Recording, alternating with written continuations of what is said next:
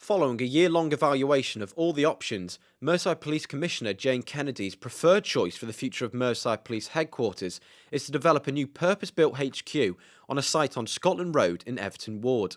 The announcement comes after a detailed and extensive study to identify the most cost-effective and efficient solution to address the existing issues around Merseyside Police's current headquarters in Canning Place, which was built in 1977 and is in urgent need of essential repairs and maintenance work.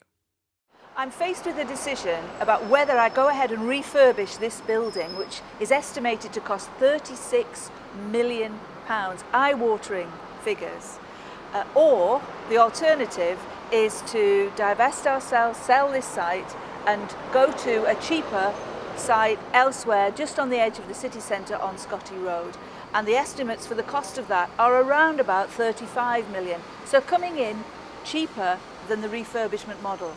Now, if you also factor in that 2 years ago when I consulted on the whole estate strategy, the refurbishment of headquarters was part of that. And the costs then, the estimate were 26 million. Now, I'm faced with spiralling costs of this building. Sadly, it's served Merseyside Police well over 40 years, but the fact that there's been no investment over that period means most of its systems are failing. The heating systems, it's expensive to light, the access to it, as you can see, the steps behind me. If you have a physical disability, it's extremely difficult to get into our headquarters, so it's not a very welcoming site for the public. All of that is very expensive to fix. So the study that I commissioned last year has brought forward a report that says actually you would be cheaper to take the decision, sell this site, but build a new modern police station on the Scotland Road. The new headquarters will consist of a 4-storey building with a single-storey annex, housing nearly 850 officers, PCSOs and staff in largely open-plan offices, as well as providing meeting rooms, a lecture theatre and breakout spaces. It will be located on a predominantly brownfield site, largely owned by Liverpool City Council, and bound by Scotland Road, St Anne Street and the approach road to the Queensway Tunnel, adjacent to the Force's existing St Anne Street site. With the move expected to save the Force a large sum of money in the long term, how will this financially impact Merseyside Police on a short-term basis?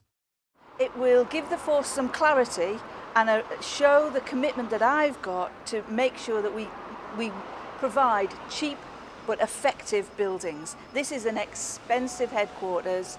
It's getting more expensive to run, not less. And the more we spend on maintaining this building, the less we can spend on officers on the beat, frontline staff. Now, that's madness, I think. We are still under pressure from the government. They want us to spend less and less and be more and more and more efficient. And you can't justify maintaining a building of this size and poor quality when actually you could take a decision to go for a cheaper option, cheaper to run long term, much better environmentally, and much better for the public to get access to.